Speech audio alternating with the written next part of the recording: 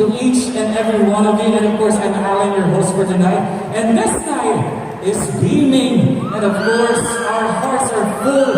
And we spend our night here at Mega World Iloilo Business Park. Of course, with none other than Rabiya. Ayan.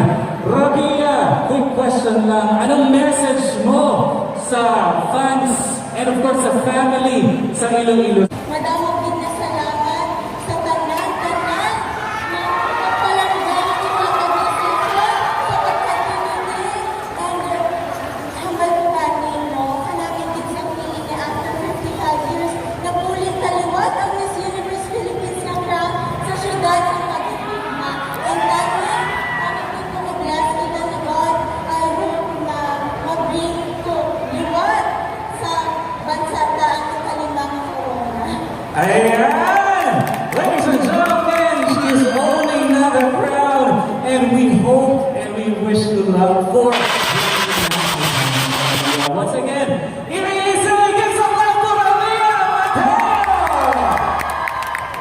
I am your proud Ilonggo community would like to sing a special birthday song for you. Music, please! Sing with us! Happy birthday to you. Iloilo City, clap your hands. Day to you. Happy birthday, happy birthday, happy you. Miss Universe Philippines 2020, happy birthday, Rabiya Mateo. So Rabiya, we all know that today talaga is literally your birthday.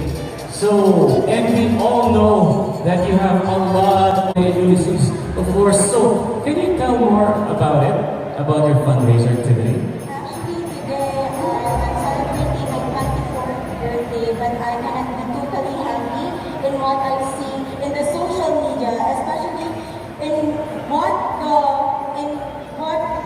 other people in Cagayan are experiencing right now. I saw photos of dogs on top of the roof. I saw a lot of people drowning. It really breaks my heart. That's why I just wanna ask for donations and help to my fellow Ilonggos. We are called the city of love for a reason. And in this moment, we need to show that love to the rest of our nation, especially to our brothers and sisters who needed our help the most. So I'm actually having a birthday donation drive today.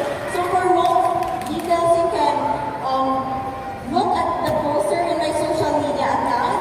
And again, I'm encouraging you all to help. If you are privileged enough that you still have roof on top of your heads, if you have food to eat, some of our brothers and sisters in Cagayan and some areas in Metro Manila are really suffering, so we need to extend our hand and help them.